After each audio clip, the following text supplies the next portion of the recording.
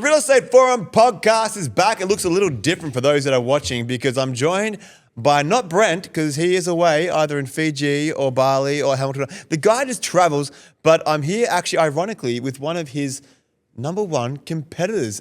Metin, welcome back to the show. You were a guest a few months ago and now you're in the hot seat. Looking forward to it. So obviously we've got a big show today and I know Brent would want to be here for this one, but unfortunately he's out probably whining and dining in a really nice restaurant somewhere in the sun. No, I think he's been on jet skis. Actually, that's what he's doing. To be honest, I don't know if Brent would have enjoyed this. The only politician he knows is a guy called Bob Katter. He's obsessed with Bob Katter. And he just sends me reels. And apparently he was in Melbourne the other day. And I had no idea. But he sent me like, oh, Bob Katter's in Melbourne. Who cares, Brent? That's the only person he knows. But he's having a great time up there and he works hard. So I feel like anyone that's a hard worker deserves to play hard and work hard, all right? That's right. Work He's hard, also play hard. He's got a Bubs on the way too, so take the time whilst he can. He does. All right, so interestingly, things are happening from a house price perspective. Mm-hmm. So Sydney, huge head waves out of that. The May results are out. They're down 1.1% for the month. Yep. Yeah, big drop. That's huge. Yeah, that's massive. Like over the course, if that holds, over the course of a year, we're talking a 15% drop. Yeah, big prices. The biggest market in Australia. Look at the median prices there too. They're a lot higher than ours. So, yeah, there's a bit of a bloodbath going on at the moment down in Sydney. Did you see the auction clearance rates in Melbourne as well? Yeah, I think it was around the 55, 56%. They dropped. So the initial clearance rates were there. They were sub 50. Yep, wow. They were the lowest they've been since that first week of COVID. Yep. Yeah, I'm not surprised at the moment. There's a lot going on in the housing market. There's a lot of good, a lot of bad, and everything in between. So how are you finding your market? So I guess for context for listeners, southeast market of Cranbourne, which is fairly affordable. Like I guess we say affordable with inverted commas. You're probably looking at your 6s, 7s, 8s, that kind of pricing. 6 to 800s, our bread and butter sort of price range. What we're seeing a lot is a lot of first home buyers, investors are gone. They're gone. Absolutely gone. Like no one wants to invest. And when I do talk to investors that actually have property, they're contemplating on dissolving that property and moving elsewhere. Yeah, they've had enough. So even the ones that can retain negative gearing, they're still saying, no, I'm done? They're done. Yeah, I think the previous laws that have been introduced over the last couple of years by the Labor government have really just put a bad taste in their mouth. Like their holding costs are just huge. Mm-hmm. So, they're looking at the holding costs, they're looking at their ongoing costs, their living expenses going up, everything's just going up and they're sitting there going, there's better options. Mm. So even with that new budget talk surrounding the ongoing capital gains tax, they've had enough. And I think just last week they started to introduce, there's more laws coming in where they have to cap the rent increase. Yeah, correct. Yeah. Like how many landlords have been beaten and battered enough over the past 5 years where they're sitting there just mass exiting and sitting there going, we're not investing. We're not the state, in my opinion, where investment is good at the moment. It's funny. So I had a stat. I'm not so sure if you heard it. So 2.5 weeks out after the federal budget was announced, I had 75 open for inspections, and from the 75, 145 people walked through there. Of the 145 buyers that came through my inspections, normally you could expect about 30% would be investors. Mm-hmm. So roughly you'd say 30 to 40 groups would come through. I had 6. Yeah, that's enough. 6 investors out of 145 people. And the weekend just gone, numbers were down across the board, but only had 1 investor. So in 3.5 weeks of open for inspections, over 100 open for inspections, nearly 200 people have walked through my doors. 7 are investors. So really, the climate, it's deserted now. Yeah. Investors are like, you know what, I'm not, and this is not just Melbourne, it's everywhere. Yeah, nationally. It is scary. And so if you are an estate agent that's listening to this, let us know how you're finding it. Is there a market right now? I was chatting with Jade Murphy, who's down at Gippsland, right? So he's selling $500,000 houses. He's one of the number one agents down there. $500,000 houses, which you don't really get anywhere in the country now. And he said, Gav, it's unbelievable. I used to be able to list a property and within 5 hours sell it to an investor. Now they're gone. Yep. Every single investor has just dissipated. And this is an area where rental yields are 5 and 6%. Yep. Investors gone. Yeah. They just moved out.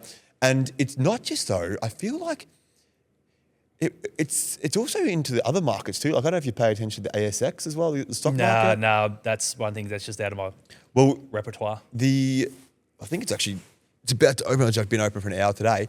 It's probably going to be another financial year where the ASX has actually dropped for the year. And there was the drop in 2022 when the interest rate started going up. Yep. There was a drop in 2020, obviously because of COVID, when everything just hit the fan in March. But outside of that, there hadn't been a loss for 10 years prior to that. Yep. And we're about to have 3 in the space of 5 years. And that's interesting you say that, Gav. Why do you think that is? Well, I think a lot of people are scared. Yeah. Yeah, there's a lot of people that are worried about what's going on, whether it be internally, externally, overseas. People are sitting on their hands and they're going, well, I don't know if I want to go out and spend money and take risk at the moment because the appetite for it is not there. There's so much unknown. There's so much pain. Like you can read Instagram comments or whatever, like, letters to the editor in the papers. But there is an undercurrent of discontent. And we mentioned it briefly that there is this push now to One Nation, which has just come out of nowhere, really. Yep. And I feel like people, I don't think One Nation necessarily going to get up, but I just feel like there is a surge of unhappiness at the moment. And so people aren't investing. That's not spending the money. Yeah. Well, if you have a look, everything goes up, everything comes down at one point. Obviously, historically, it's always a 10-year margin. So you've got 2-3 years of a down market, a down cycle, and then you've usually got 5 to 7 years of a good cycle. But I think what we've witnessed, and me personally in the last, I'm going to say 10 years being in real estate, we've probably had those 3 cycles, maybe 4 cycles in 10 years. Yeah. As Victorians, we have absolutely been smashed from pillar to post. And I suppose this is probably a bit more why, people are sitting there going, we just want another option. We're looking at other options. They're looking at inflation, cost of living. They're looking at, immigration. They're looking at basically how Labor is running this state. And they're just sitting there going, we've had enough. Yeah. Well, you're right. You're not wrong. Yeah. It's and I guess new laws. I guess for Victorians. So for those that are listening from Victoria, new laws coming out regarding the auctions. So you have to disclose the reserve 2 weeks out from an auction day. Yeah. 7 days out. 7 days out correct. From the auction day. And I want to understand, like, when they make these decisions from the government, they say they've got feet on the ground that people are in the industry making these decisions. What's really interesting is the people I've spoke to, the people actually calling these auctions and feet on the ground, they're just sitting there going, really, who's pulling these strings? Who's making these? And really, is that a law that's really going to stop what's going on in the industry? In my opinion, probably not. They'll just find other ways around it. So they need to find better ways, and in my opinion, that's not the way. To be honest, I actually like the law that's coming. I think it's good because and you'll be the same, Matt. You see a lot of agents that are underquoting. Yeah. And it's rampant. It is. And I just think that it's a bad look on the industry. It's a blight on our craft. And so I think that the transparency element, I think, is really good. Yeah.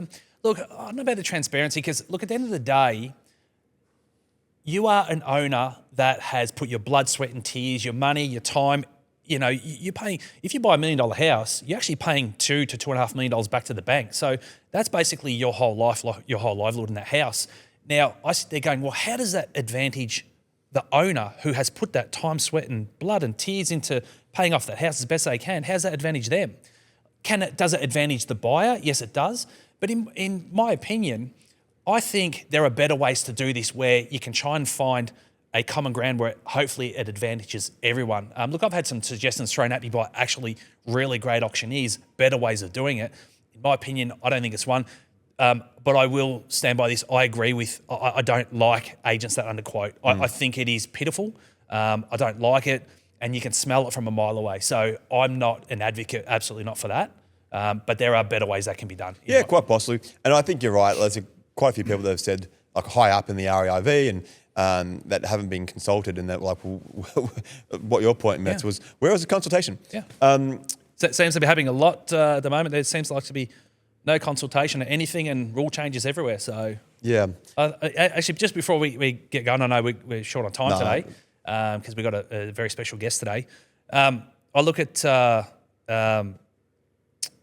shit, it just gone. Well, while you're trying to think of what you're talking That's about, right. Go on. Canberra That was a good also one too. just announced last night the ACT is abolishing stamp duty for first home buyers. Okay, there you go. So, again, is that a good thing? Is it a bad thing? I mean, it's great for first home buyers, and I think it's really good that we get first home buyers into the market, but is it just adding more fuel to the fire?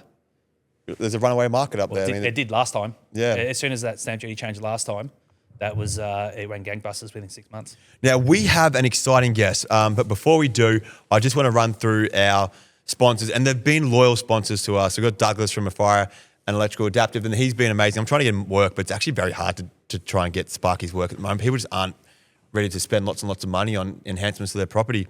We've got Style with us now. They have done a few jobs for us as well, and they are incredible. As far as stylists go, Style with us is probably one of the leading brands in the state, I would say. We've got Jade from E11 Financial, as always. She'll be bouncing on soon. And lo and behold, Craig from Craig Hollowell Photography.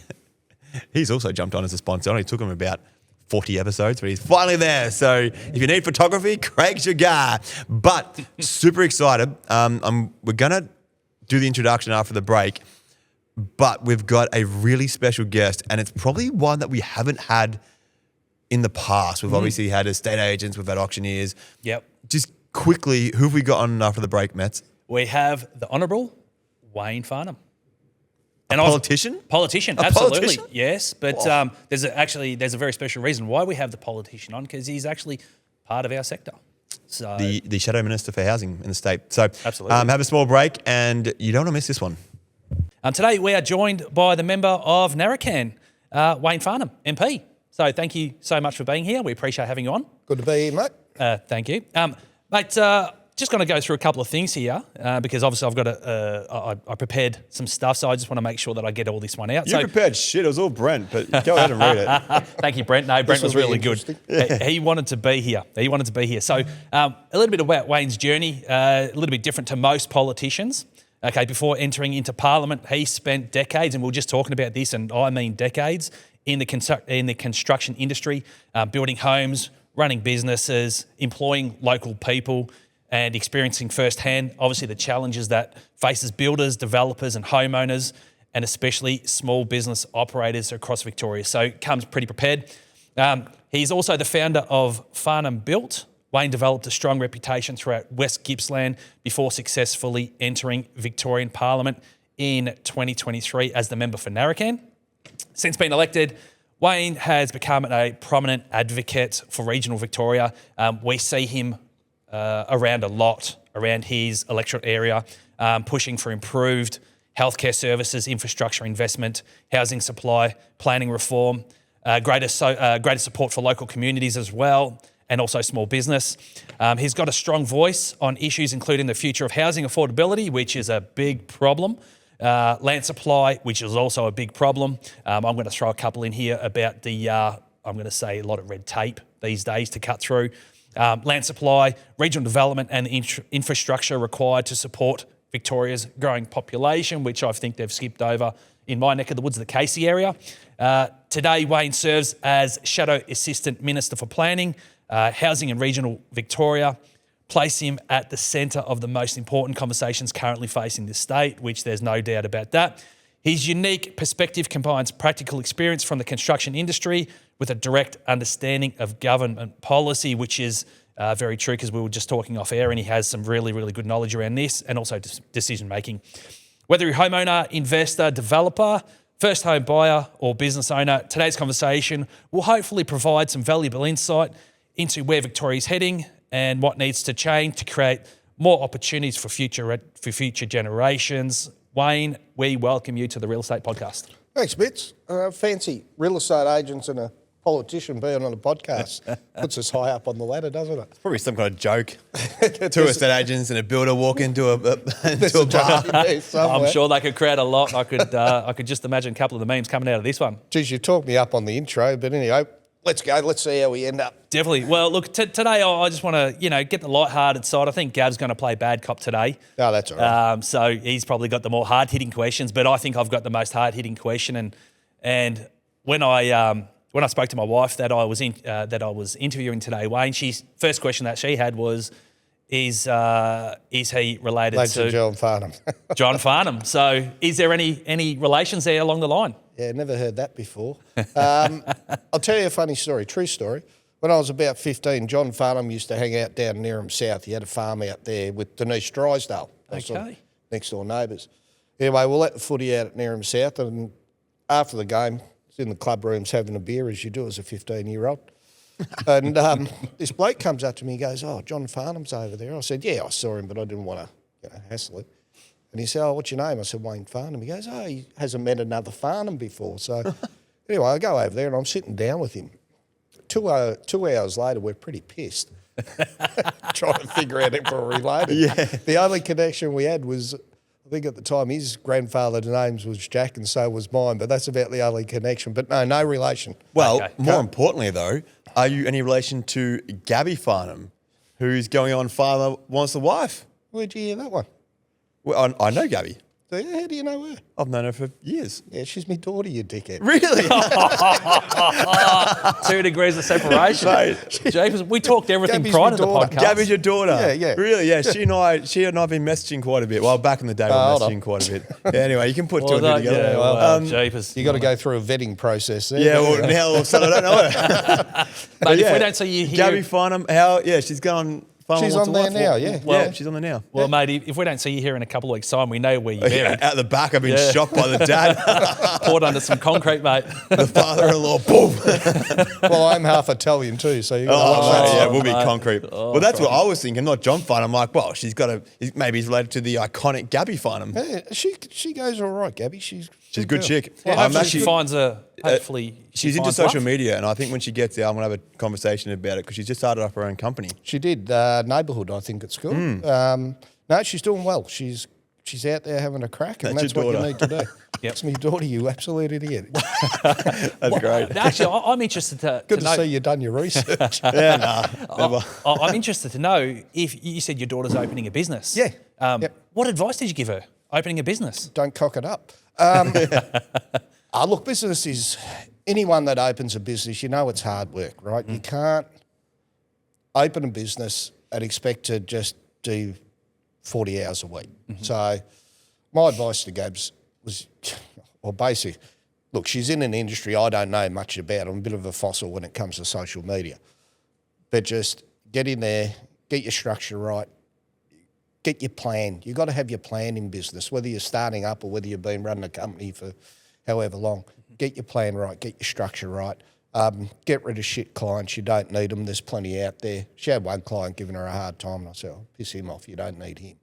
But, just stick to a plan and a bit of a, I suppose, business tip, you sort of 30-40-30 rule, keep your 30% for your tax, 40% reinvestment in your company, Yep. and 30% pay yourself. Yeah, interesting. You've got to reward yourself for your hard work too. It's no use flogging yourself stupid and having no reward for effort. So I've sort of used that theory in my life, the 30-40-30 rule. Does that rule change now with the new CGT issues that are coming in? Well, that So too. it could be. I It tell you what. could be 48, 40, and Well, 2. actually, you're dead set right. That Yeah. rule's out the bloody window. Yeah. Fancy. If you got any aspiration in this country, well, the federal Labor government just hit you on the head with a massive sledgehammer. Like to chuck on 47% for startups. Yep. Work your ass off, everything. Sell it for $100,000. The government's going to take $47,000. Yep. What incentive is there? Yeah. Why would you bother? You might as well just go on wages. Is that what they want everyone to do? It's really interesting because I have a little bit to do with developers, not a whole lot, but Yeah, a little bit. And one of the last conversations that I actually had with a pretty prominent developer and builder was a project he was talking around margins of 12%. And he said, this is getting pretty common. Yeah. Why? How have we got to this point? There's a lot of reasons. The taxation on developers and the amount of fees and levies and everything else you have to pay now. I think the HIA put out a figure there a while ago. It's about 43% now is taxes into building a home. Yeah. A lot of those are associated with development as well. Land holding cost, land tax, capital gains tax, windfall gains tax, depending on where the property is. You know, start adding all those up. And at some point in time, you get to a point where, you know, if you try to, you're covering all your costs, and the market will, well, you guys will know this, the market sets the price. Yep. You know. So if your costs have got to a point where you're just 12% below market price, that's it. Yeah. That's all you're going to get. Yep. You can't ask for another 20% more if the market's not there. Well, two reasons. You've got to have the market there, but the price point has to be at that point where the market will actually buy the property. So we're at a point at the moment, I think, in this state where nobody has any confidence anymore in the property sector. Yep. You were talking earlier about landlords and property investors. They've been belted from pillar to post. Yep. Interesting, and just going back to what you're saying about the auction, the new rules coming through with the auction, the reserve price has to be set 7 days before. I don't have too much of a problem with that, but what I'd probably, my opinion, I'll tweak it a bit and have a range rather than a definite price. Yep. You know, you could put it, depending on the scale of property, if it's worth $2 million, you're not going to have a 10% range, you'd bring that down a bit. But, you know, let's say on a $600,000 property, might have a range of 5%. Yeah. Where the reserve should be. Yeah. Because you had a very good point. People work their ass off. They put in their blood, sweat and tears, and rightly so, they want to get the most for their property. Yep. You don't really want to disclose your price up front. Yep.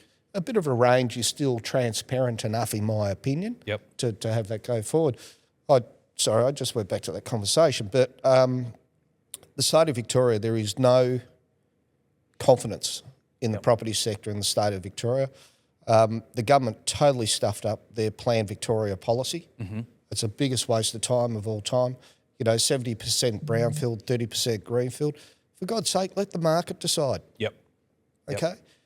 Not everyone wants to live in a unit next to a railway station. Some people like a white picket fence and a bit of a backyard. So let the market decide. Yep. Release the PSPs. Yes. Get that out in the market. The market will decide what they want to buy. Yep. Might be a 50-50 split, could be 70-30 the other way. But this is where the government is dumb as a brick. Yep. They just don't listen. With the PSPs. So just explain what PSPs Yeah, are. PSP is basically the future.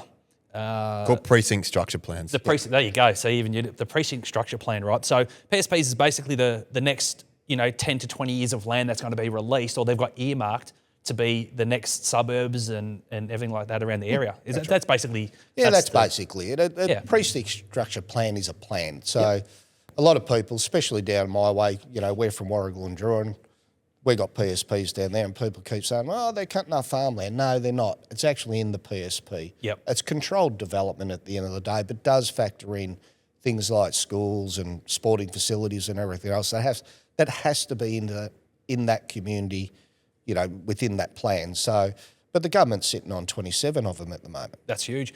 And it's massive. How long is it taking for the government to approve these?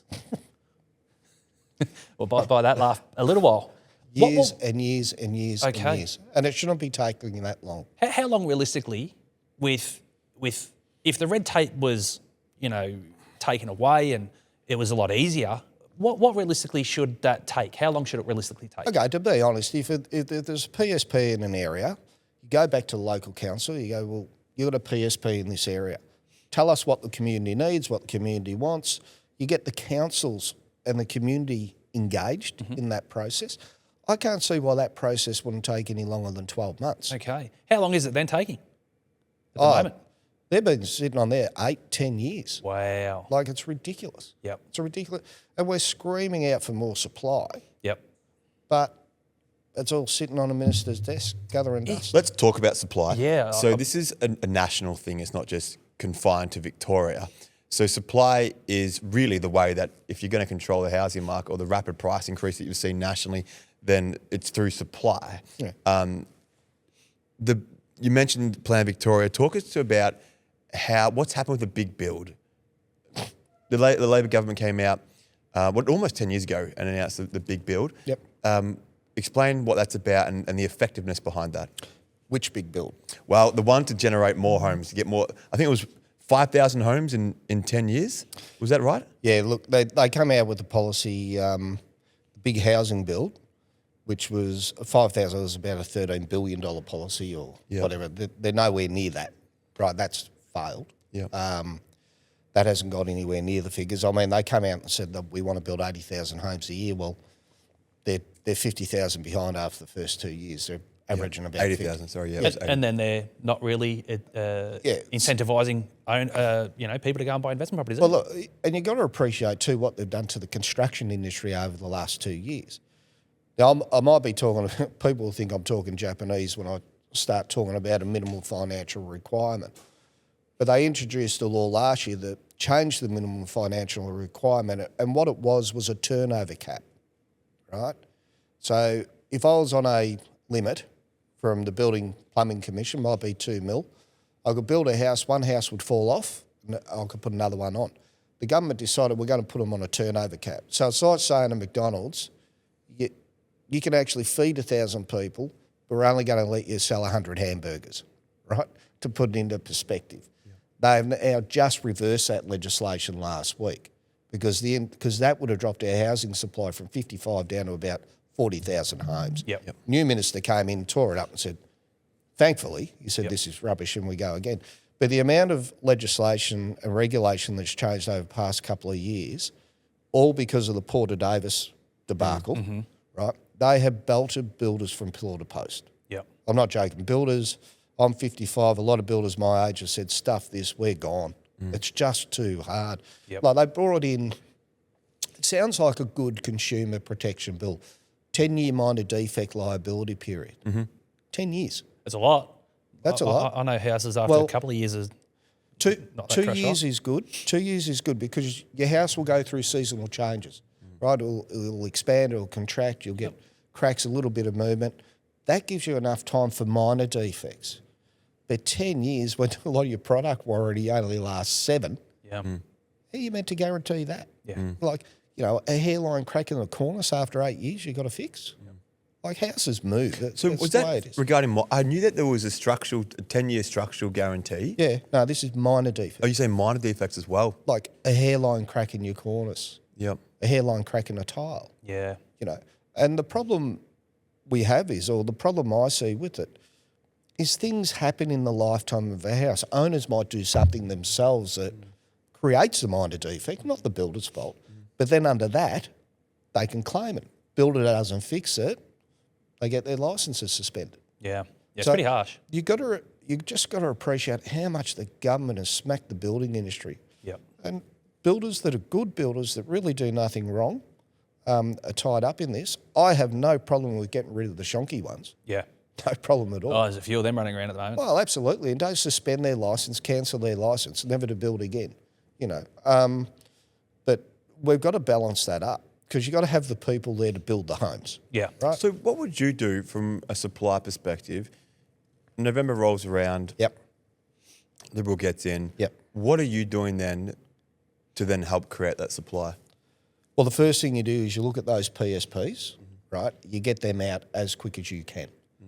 Get the supply out there so people have choice. Because at the moment, there's not a lot of choice. The government's got their 63 precincts or whatever it is. But you talk to the development community, they go, they're not viable. Like, if we want to get kids into homes, right, a 60 square unit, pretty dumbed down, about 1.2 mil. That's not a first home buyer's market. So the brownfield development's not first home buyer's market, it's a downsizers market. They're going to sell their queue and housing queue or build an apartment in the city, buy an apartment in the city, that type of thing. So you've got to get those PSPs out there and we've got to get that choice out there so our Gen Zs, millennials, can have an option. We should have more 2-bedroom homes in the market, for example. Just to give people that option, Affordable 2-bedroom homes. Affordable. That's the important thing. 'Cause as you said, like you talk about these brownfields, they're all centred around like train stations, but they're in Clayton or they're in Brighton. And so the residents there aren't going to be saying, well, you can sell them for $500 a pop. No way. No. They're going to be jacking up the prices at one point. What kind of first home buyer is able to buy that? Look, I've seen the cheapest apartment I've seen, new build was 39 square metres for about 540 grand. Yeah. I think our garages are bigger. Gav? Well, your garages are about 36. Yeah. A 6x6. Yeah, Right? that's crazy. 39 square metres. Now and right on a railway. Yeah. Who in the bloody hell wants to live in that? Yeah. You know, not many people want to live. In fact, they can't sell them. Yep. They're that unpopular. So you've got to get the choice in the market, as you rightly point out, affordable housing. And I think with housing and cost of housing, we all talk about affordability. We've got to lean into technology a bit more now. Labour costs are high, material costs are high. Yep. We've got to look at different methods of construction to get that primary cost down to make it affordable. Yep. Well, you see some of the products coming out of Europe, amazing products out there that make housing more affordable. So we've just got to think outside the box a bit more, because your traditional brick veneer construction now is quite expensive. So. Yeah. Yep.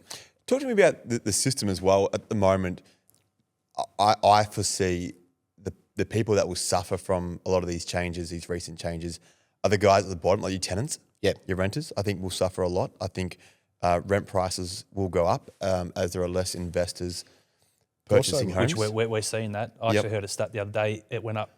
So, and this is just our office. So the office I work for has pretty close to 3,000 rentals, and it went up by $50 in the last 6 months on average. Yeah. On average. Well, I think Melbourne real has life gone number. up 38% since 2020. So Scary. rents are only going to keep increasing. Yep. What can we then offer them if investors are bailing out of the market in this current system? What can we do? Again, we go back to if you get in November, how do we help guys that are trying to get into the property market or will never get in the property market? Yeah, it's a good point. I mean, the government, you guys would know, I think there's been over 130 odd changes to the Residential Tenancy Act. Landlords are getting belted with land taxes, etc. You know, investors now, and especially off the back of the federal government, investors are just gone, stuff domestic property. Yep. And what people don't realise is we need the investors for the rental supply. Absolutely. So if you keep beating the living suitcase out of investors, your rental supply is not going to be there. And you guys will probably see it firsthand. Those houses won't sit on the market. You know, clearance was pretty quick. Those houses will be on the market for months and months and months and months. Then we got that out of the, you know, that's not then tenanted. So look, I've got mates that own houses, and they just said we're not renting them anymore. We're done. Yeah. It's too hard. Yep. So to your question, we've got to make it attractive for investment back into this state, because we're losing investment to South Australia, New South Wales and Queensland. Very much. I agree. Right? Everyone's going, stuff Victoria. Yep. We're getting out of here. So we've got to get a trigger to get them incentivised to come back in. Now, Jess Wilson, our leader, she came out on a land tax incentive. And at least Jess was bloody honest, more honest than this shit government. She came out and said, we don't have a magic wand to fix this. It's got to be a gradual fix. So we've come out on the land tax, and that will be reduced over the next 4 years. We'll be lifting those thresholds that reduces the land tax, because we need the investors in the state. You know, that's one trigger. There'll be other triggers that we come out with closer to the election. But if we can't incentivise people to invest in the state, we're going to have massive issues. And I mean, we've already got massive homelessness issues. Yeah, you can see that in the last 5 years. Look, even down my patch, we never used to see rough sleepers. You see rough sleepers. Yep. You know, so there's a lot of work to do. But there's not a magic wand moment. It's got to be a gradual fix. This has been good. We're going to take a break because Craig, our fearless producer, he has a life limit on the cameras. They only go for a certain amount of time before they run out. So he's like, Gavin, wrap it up. Wayne, we want you to stick around. Yeah, We've got a few more questions. Thank you so much. Super insightful. Small break. We'll be back in 1 minute. All right, so we're back on the Real Estate Forum podcast. It was meant to be us grilling Wayne. He's now grilling me about how I knew his daughter. And I don't know, if you're listening to this on Spotify or whatever you listen to it and you can't watch it, I'll paint you a picture. So Wayne, Italian, half Italian guy, looks permanently angry. He's got like this brow, and he's just got this eye that's just piercing through me. He's saying, if you ever so think about it, I will come down. Anyway, and he's a builder too, so he knows how to hide bodies. Yeah, like you can see his hands, like they're full of calluses. Like, I reckon I got one maybe I might have picked up an axe once in my life, Wayne. Oh yeah, those paper cuts really hurt. Don't They hurt, man. Yeah, I know. Thank you. I About times. I doubt that colour was from I know kind of I'm an copping axe, the but- grilling. I Anyway, can't believe we've had people on Longtail for paper cuts, but anyway. yeah.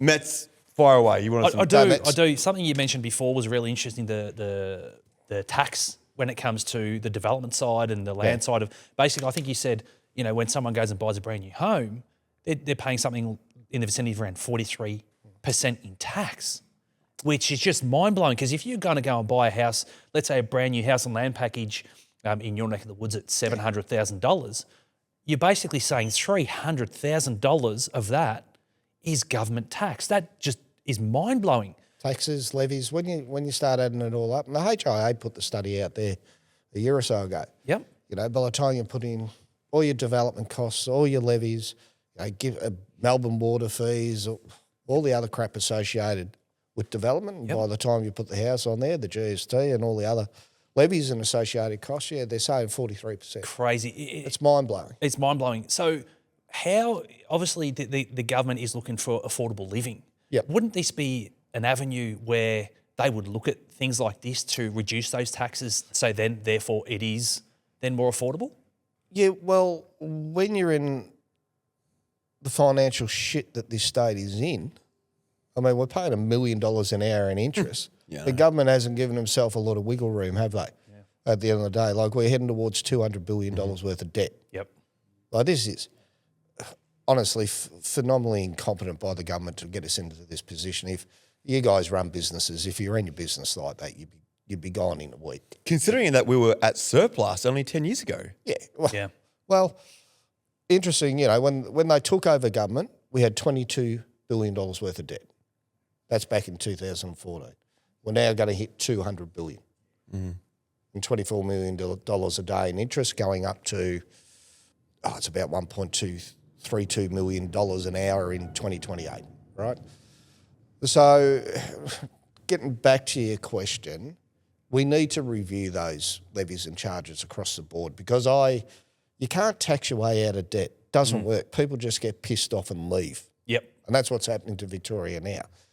The best way to get out of debt is get the economy moving again. Yep. How do you do that? You've got to incentivise people to come back. You've got to incentivise business. Small business is the cornerstone of the economy in any country. And you've got to get that going. So what I would call the natural taxes are paid.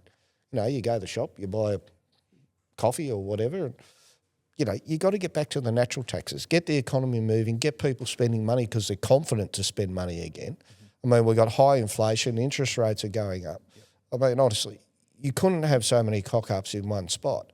So you need to actually focus on that. Focus on your business sector to get things moving again, and that includes real estate developers and everything else. Construction. But construction is the biggest economic driver in the state. Massive in GDP. And construction is just decimated at the moment.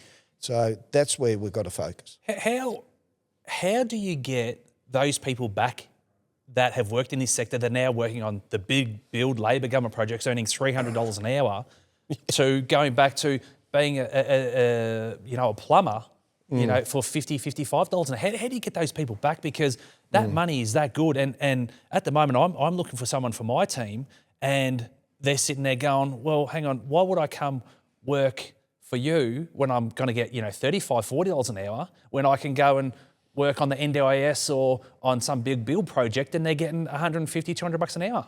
Well, we've got to be the only country in the world, like stop-go person gets about $200,000 a year. Yep. And for full disclosure to anyone listening, my base salary is $211,000, right? Stop-go person, $200,000. Yep. So you sit there and you go, the skill level for reward is disproportionate. Yeah. Teachers, nurses, coppers, none of them earn $200,000 to hold a stop-go site. How do you get them back? I don't know if you do. I think what will happen in Victoria, what we'll see is the people used to those big build infrastructure wages, they'll go to Queensland because they'll be chasing the Olympic Games work up there because they're under the pump up there. They've got to get that ready. So you'll see that transition. Some people will come back. And I've never Look, I was a tradie. I'm never going to knock a tradie for going out and taking home $3,000 a week. Yeah. I mean, to be honest, you work in some pretty shit conditions at times. So I would. Yep. Like I would. What am I going to do? Belt up a frame for take home $1,200 a week, or go on a big build site and take home $3,000? Yeah. Well, do that for a few years, and I've set myself up. So I'm never going to blame the tradie, but the blame is actually with the government, because they decided they just wanted to do everything at once, right? And that drove everything up. Yep. Material costs, labour costs, because no one is going to sit back and earn $80,000 a year being a chippy on a domestic building site when you could be taking home $150,000 on a big build project. Yep. It's human nature. You can't beat them up for that. But it is the government's fault that they put all that in at once. We could have had the infrastructure, done methodically over time that kept everything on a balance, and now it's out of balance. Yep. So how will we fix that? Well, when people have no work, because infrastructure jobs will shut, Yeah. they'll either go into state or they'll come back to normal wages. Yeah. And take it would have $1,500 to. a week. You would think it would have to. Like, the government can't keep spending this volume of money whilst they're trying to get us back into surplus. You can't. Well, but even, look, the last budget, this word surplus, what a load of crap. $727 million surplus, right? $750 million. And they get there and they go, we've got a surplus. Well, that's bullshit. How can you have a surplus when you're spending $1 million an hour in interest? Yeah. Not even knocking down the debt. Yep. But what they do, they go, we had a $727 million surplus, but then they went, now we're going to do this, we're going to give away this for free, that for free. All of a sudden they've spent $1.5 billion, and now we're another $700 million in debt. Yeah. Right? Most normal people, you have a good year, you're disciplined, you work hard, you get a bit of a nest egg, you go, shit, I'm going to drop that off my mortgage to reduce my interest payment. Yeah. That's what normal people do. It astounds me. Or your business or whatever. Yeah.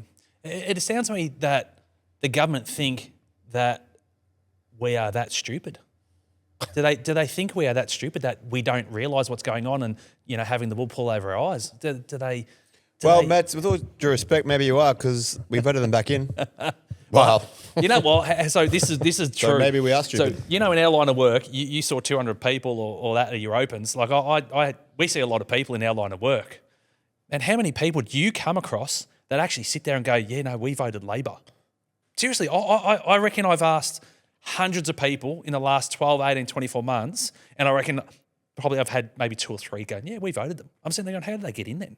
So who voted them? Because they're not telling you the truth, mate. That's why. Well, Maybe no one's owning admitting up to it now. Yeah, no one's owning up to No, I it. didn't Yeah. vote for them. Yeah. Look, everyone I'm talking to now saying, oh my God, can we get rid of them? Yeah, me too. Yeah, we're the same. They've had enough. I voted Labor. Oh, did you really? Yep, I voted You're Labor. now my third person I know. Yeah, there you go. And I kind of regret it. But I voted Labor. But I tell you now that you go, if you ask people, they don't want to tell you if they stuffed it up. They don't want to admit to it. Like you can see what's going. Like it sucks. People Like it sit there sucks. and I feel embarrassed. Like went to Sydney the other day, and like I was meeting with buyers agents and investors from around the country, and they're saying, "Oh, where you from?" I say Melbourne. They laugh at me. Yeah, they laugh. They laugh at me. Yeah. And look, it's embarrassing. It's like the amount of people that leave, like every second client that we sell is leaving interstate. And when I go to New Zealand, they call us moody Melburnians. When I go to Queensland, they're like, oh, you're from the south, like in a pessimistic connotation. And I'm like, why is Melbourne always getting laughed at? It's actually embarrassing. It is. What amazes me is when you say you're from Melbourne, the sympathetic look they have on their face when you say it. They go, oh, you poor bastard. Especially for lockdown. Everyone knows us for the lockdowns. They go, you said you get through it. So how'd you do it? It's kind of shit in a way. Like I'm proud to be Melbourne. Like I love it here. I love the footy here. Come on. No, I do. Victoria's a bloody good state. It is. And I love Gippsland. Like I We've love just got to our make areas. it better. We do. And it hurts me. It probably hurts you more because you've been around for a lot longer. Jesus, we're going ages now. Yeah. Nah, that's all right. We are resilient. We are resilient. Look, if you want to get a state, people in any state of Australia that have backbone, mate, Victorians have been beaten pillar to post, and so we are absolutely resilient. So if we can get through this, God help us, we can get through anything. Yeah, well, look, there's a way out. There is. There's a way out. There But is. look, we do, in my opinion, totally unbiased, we need to change the government. We need a new direction. To quote the line, we need a fresh start. Yep. You know, we've got to reset and get going again. Absolutely. Talk about resetting. We're going to actually throw to Jade. She is our fortnightly reset. So we're going to have a small break. When we come back, Wayne, stick around. She's a mortgage broker. So if you want to chime in with any questions for Jade, our resident mortgage broker, please do. But we'll be back in 2 secs. Real Estate Forum podcast. We're into the last segment. Thank you very much for staying with us. If you've stayed with us. If not, get stuffed. You didn't hear it. Jade, we're joined at 11 Financial. Brent's, I don't know where he is. He's Whit Sundays, apparently. He's probably got a beer in his hand. Hamilton Island, isn't he? Hamilton Island, Whit Sundays, all the same stuff. Hard life. So you're here now with Metz from Ray White Cranny. It's almost like a Ray White show now. And Wayne, now I want to find out from you what is going on. I read an article in The Age that interest rates might be coming down. Am I getting ahead of myself? You might be getting ahead of damn. yourself. Someone from the NAB, the NAB boss said it could happen. The NAB economist, yes. So there has been news that's come out. What they've said is that they basically forecast that we're at the peak now. They're not forecasting a rate cut anytime soon, unfortunately. But what I think it's ANZ as well. NAB and ANZ have come out predicting that rates will stay on hold for the rest of 2026, and then we will look at a rate cut in Q1, Q2 of 2027. Now, what they're predicting is around 50 to 75 basis points, which basically brings us back to where we were before the most recent Start of the rate year. increases. Yeah. Yeah. All right. So, I mean, I know you're not an economist or a financial advisor, but if inflation's still going up and there's a lot of shit still going on in the world, why wouldn't they raise interest rates again?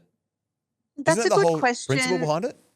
Yeah, I think there's a lot of things that are being taken into account. The unemployment rate has risen. Yep. And that is a big factor that the RBA take into account as well. I think overall what they're basically doing now is sitting back and seeing what these most recent increases are going to do to household spending, which is make things tough for a lot of people. Well, yeah, it is. How you seen it out there in the trenches? Are people spending? I think people are cutting back a lot more than what they ever have before. I think we live in a generation and a time of people overspending. Once upon a time, I remember my parents, we'd eat very basic foods and we'd be dressed in very basic clothes. And that doesn't seem to be the thing for a lot of families these days. But a lot of households have had to start cutting back on the luxuries that they've been used to for so many years. And I think it's the first time that I really have noticed how much people are being more conservative with their funds and, a little bit more frugal with their overall spending. Which isn't a bad thing. No, it's not a bad thing. I think we live in a very materialistic world. Like a lot of first-time buyers, when they buy the house, they then get the TV, they get the car, they get the couch. Like it's got to look like Pinterest. Even my nephews, I think they both got a $150 special jumper that's branded, I don't know, something a couple of weeks ago. And I thought we would have never got that as kids. It would have been a $20 jumper from Kmart. But The old dandy market job. Yeah, Back in my that's day. right. The Wu-Tang. Yeah, the Wu-Tang and the data. The fake But cross people colours are from Dandy spending the Market. money now. God, I didn't get a new pair of jeans till I was 16. I had to wear my brother's jeans all the time. So The hand-me-downs. Yeah. yeah. Luxury. But it's all about keeping up these days, Back so in my the money's day, getting with spent. me and 15, we lived in a shoebox. Yeah, That's what Wayne's trying to tell us at the moment. pretty much. Yeah. And we worked 26 hours a day. When we got home, my dad would spank us around the grave. God, you're a wanker. No wonder my daughter didn't go out with you. I've been copping it here. I know it's my podcast. I'm Hey, copping it. Jade, Yes. Wayne here. How are you? Good, how are you? Good. How much mortgage stress are you seeing out there? You're there sort of on the cold face. Do you see people just totally nearly at the point of giving up, or they're saying we can't do this anymore? What are you seeing? Thankfully, I am quite lucky with a lot of my clients that I haven't seen too much stress. Though, in saying that, it is the first time that I'm seeing some clients of mine that are in arrears. And I've in 14 years in the industry, I haven't had a high arrears level on the mortgages on my book. But at the moment, they would be the highest that they've ever been. It's an interesting point, Wayne. Jade, did you know that delinquency rates in the States are actually the highest they've been since 2008? In America? Yeah, I would believe that because I see that too. I have had the most conversations around loan arrears and people who are under pressure more than ever before. That's a bit of a worry. There's not a high volume, but it's creeping in. It's creeping in, correct. Yeah.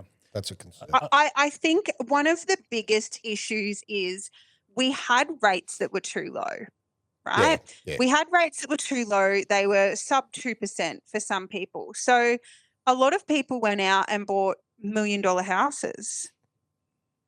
Plus. But also it was habit too. When we had so much money in our pocket left over, Yeah. they would, like what you said, they're out spending the $150 jumpers, and realistically they don't want to go backwards in their lifestyle. So that I find the people I'm speaking to, that's what they've found hardest. Like, when they're spending, $200-300 a week on takeout food, and I sit there going, well, hang on, just cut the takeout food, stop the Uber Eats.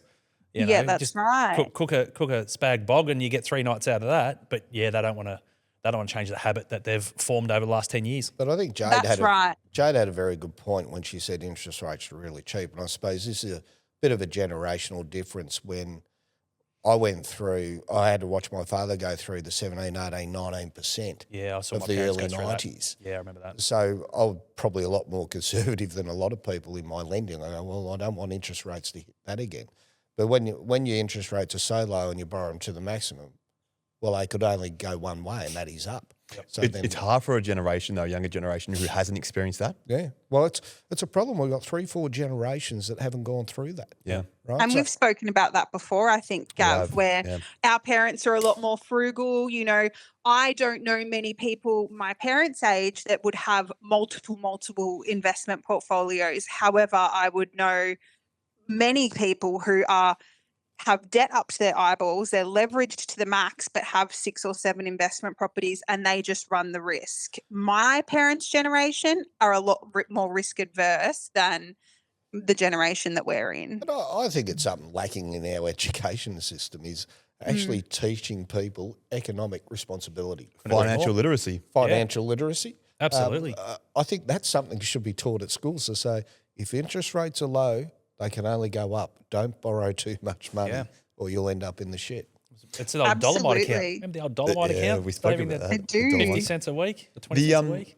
The other thing as well, like obviously you talk about the interest rates, Jade, and how they came down so people had money, right? But then I think it was fueled from a policy perspective because first home buyers could enter into the market with 5% deposits or even less. So not only did if they had the money, but they could buy at a higher rate, almost from a Victorian perspective, paying peak dollar at really marginal deposits. So ultimately, there wasn't a great deal of buffer if things went to the shit. No equity. Well, I remember back in the day, and this is how long I'm probably sure I've been in real estate for, they were lending 103%. Remember those days? Lending 103% of the house value? This might shock a lot of people. I'm dead set against first home buyers grants. Yeah. Dead set against it. The problem with first home buyers grants, it never ends up with the purchaser at the end of the day. Your developer or your builders absorb it. Yeah. There's 50 grand out there. You can guarantee the builder or the developer will take them 50 grand. There's really no value for money in that. That's just. Well, interesting you say that because construction costs now, you could build a brand new house out here in our area. It's probably costing you 750,000, 800,000 house and land. But then from a resale perspective, you're probably looking, it might be 700. So you're right, the developer is taking that extra buffer. Jade, are you finding many people using those 5% and even 2% schemes? 5%, yes. We get a lot of clients using the 5% first home guarantee scheme. In saying that, though, there's been data released saying that those clients are actually often the lowest arrears rate. Really? That's good. Yeah. Wow. So then who is the most exposed? Great question. That was my next question. That was good. I actually couldn't. That's probably something I should know, but I don't have the answer. Next time, in 2 weeks' time, I'm going to ask this again. You got homework, Ask Jade. me. Geez, Jade, Yeah, I will. you'd fail as a politician. We'd just bash on and talk a heap of crap so nobody even Well, knew. maybe not a Labor politician. She might pass. I would have doesn't know done the it. I answer would have to been that. a great. I would have been a great politician. I would have started talking about, I don't know, something, the weather, Yeah, something. Deflection. Yeah, the weather exactly. instead. Yeah, anyway, so Jade, look, thank you very much for joining us. Any parting comments about what you've seen? Even up in Queensland, investors, are they floating around in your books? I know you're from Queensland.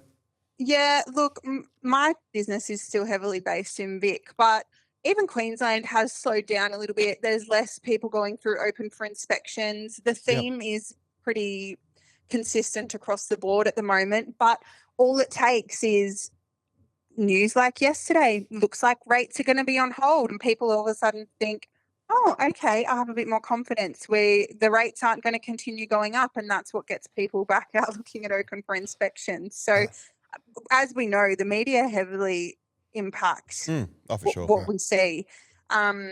So, yeah, I guess who knows? Those predictions could change next week, but we'll enjoy them while they're. All right, while Jade, they're well, saying that you've we're at got the your end of the- homework, so I'm going to be asking you in 2 weeks. We'll do our conspiracy in 2 weeks as well, Jade. We're not going to do it this week because Brent's not here. Yeah, cool. But thank you very much for joining us, mate. Thanks, Jade. See you, Jade. Have a good Nice to day. meet you. Yeah, Nice to meet you. Yeah. thank you, Jade. You can bugger off now. Okay, bye. I had, out of curiosity, how did you end up getting into politics? Because you're basically starting on the back nine of your life. Yeah, You sure. know, what made you get into politics? I want to understand the conversations at home that you would have had with your partner, saying, "Well, sweetheart, I think I'm going to go into politics." Yeah, well, look, it's a bit cliche, but the only reason you should get into politics is you got to care about your community. You got to care about where you live, right? If you're getting into it to get your photo in the paper or whatever, or on a sign, that's all the wrong reasons. So our local MP was retiring. He'd been there for 16 years. I looked around the membership and I was the youngest by about 20 years because our young Liberals are about 64. So, so I decided to put my hand up and, and I went that way. I remember talking to Gary, the previous member. I said, I'm thinking of going in, put my hand up. And he went, shit, you're a bit rough around the edges. I went, no, well, that's fine. And, so then I put my hand up and had a crack. But I went from builder to politician. There was no council. There was nothing in between.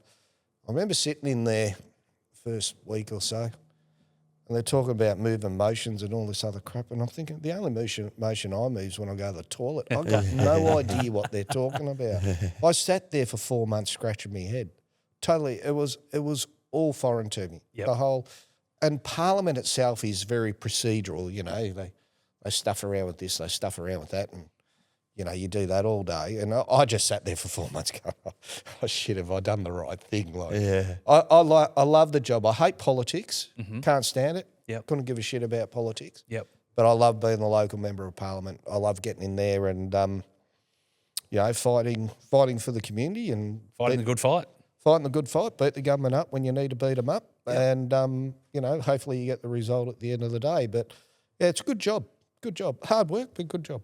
Well, thank you very much, mate, and good luck for the next 6 months. I know it's going to be a very heavy time in your life and your career. Be flat out, but it'll be good. It will be, yeah. We look forward to having you on again, and we look forward to watching what you can do over the next 6 months, mate. But thank you very much for joining us on the Real Estate Forum podcast. Happy to be here. Happy to come back when you want me back. Thank you, mate. Thanks, mate. Cheers. All the best.